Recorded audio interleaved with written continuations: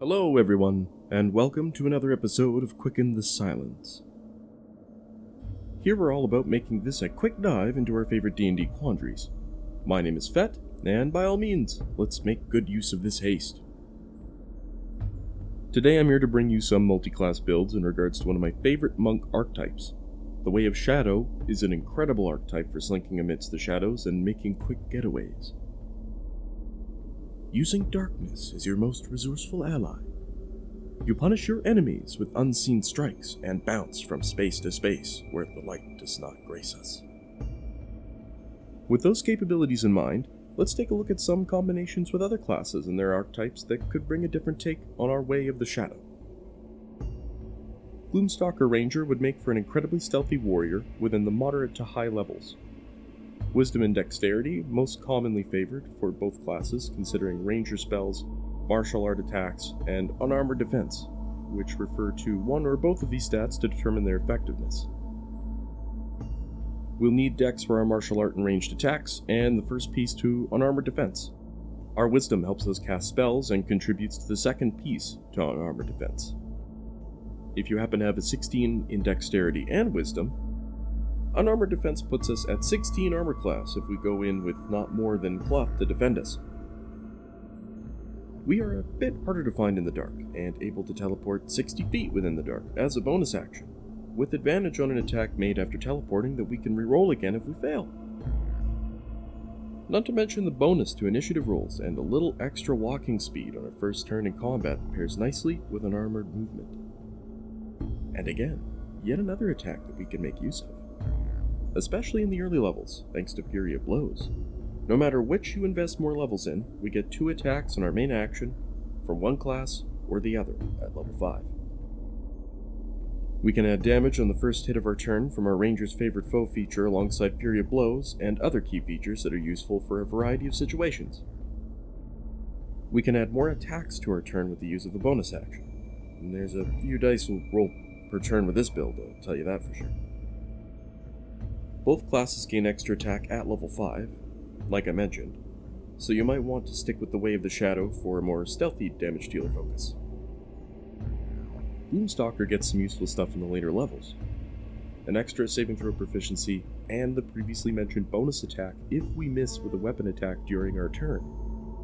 If we stop at level 4 for Monk, we can achieve the Shadowy Dodge feature on the Ranger for extra slipperiness at level 19. No recharge time for a reaction to impose disadvantage on an attack made against you.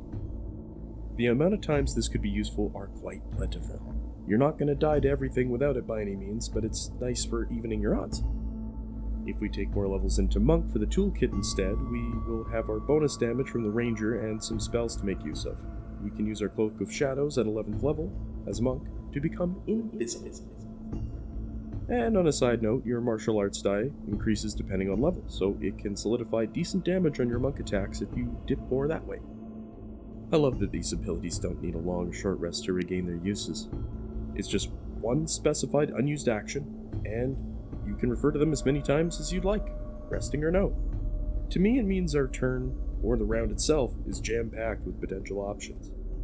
Assassin Rogues are an insane combination with the Shadow Monk. You get advantage on attack rolls against any creature that hasn't taken a turn in combat yet. And any hit you score against a surprise creature is a crit.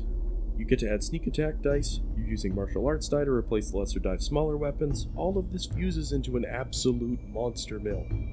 If we stay loyal to advancing levels into Monk, we really only need to sink 3 levels into Rogue to get the full idea. If you want Uncanny Dodge at level 5, I wouldn't blame you. You can use your reaction to halve the damage of an attack against you. We won't be the bulkiest individual, so being able to reduce damage from an Umber Hulk bringing its weight down on you is a pretty good call. One thing to mention is that the Cunning Action ability at 2nd level allows us to dash, disengage, or hide as a bonus action. We can dip into Monk to dodge as a bonus action for points, but similar features can be easily spared to give key points for more dire situations. Nevertheless, Shadow Step gives us advantage when we need it most, and we don't even really have to look at the optional steady aim feature anymore to score a decent sneak attack. All in all, more damage dealt, less damage taken, extra skills, best use of darkness that further enhances our attacks. Having Cloak of Shadows at higher levels allows us to invisibly tear into an unsuspecting deathblock too deeply entranced with his blasphemous rituals. Circle and Spores Druid allows us to wield more spells alongside more powerful attacks in combat. Our martial arts die removes the immediate need of Shillelagh, but at level 6 Monk, we gain Key Empowered Strikes, which makes our punches magical, removing any requirement for it altogether, unless that staff of yours is your favorite weapon. We are sneaky stealthy, we hit pretty hard with multiple attacks, and the Spore Druid features allow us to manifest an awakened form that deals a d6 of necrotic damage on top of our attacks. We also have a reaction that can punish people that get within 10 feet of us to deal a d4 of necrotic damage unless they pass a Constitution saving throw. And this feature does another d4 of damage if you expend a wild shape charge to achieve your awakened form beforehand. All things considered, advancing Druid levels would not provide too much utility as a stealthy warrior, save for the spells that you can take. Achieving our core elusive abilities gained from the Way of Shadow can be complemented by being able to wild shape into a stealthy creature for a more deadly advantage in many situations. But basically we have a Shadow Monk who excels in and out of darkness, with a badass death mode that can ravage enemies once these dudes get in range. Our attacks are much stronger in this form, and we can punish our enemy in a variety of ways, using our key features for extra attacks, or dodge bonus action, alongside spells that can completely dislodge your opponent's strategies. So that was a few decent examples of how we can really make Way of the Shadow Monk shine. A little bit of this or that, and a good deal of Sneaky Fistman can prove to become one slippery deviant. I hope you enjoyed this multi-class showcase. I love playing a good monk, but sometimes they can be a bit difficult to excel with if we have a specific path in mind. Not to any offense of all you monk lovers out there. Nothing can be as versatile for the most part, but I recognize that there is a sacrifice to that. It's better thanks to the newer books, and that goes for Ranger as well, but I digress. But that's where I'm going to call it for this episode. In the meantime, take care of yourselves. I love ya. We'll talk again real soon.